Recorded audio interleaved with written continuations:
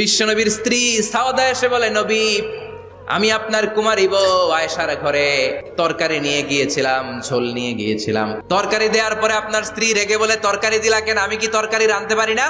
রাগের চোটে তরকারির ঝোল নিয়ে, পায়েস নিয়ে আমার গালের মধ্যে মাখিয়ে দিয়েছে আপনার বউ। আপনি তো শ্রেষ্ঠ বিচারক, ও নবী বিচার করে দেন। মা আয়েশাকে ডেকে পাঠালেন।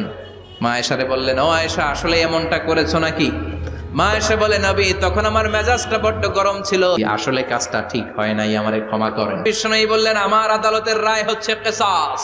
সাউদাকে যেমনি তুমি পায়েস মাখিয়ে দিয়েছ, সাউদাও পায়েসের বাটি থেকে কিছু পায়েস নিয়ে আয়েশার গালে মাখো।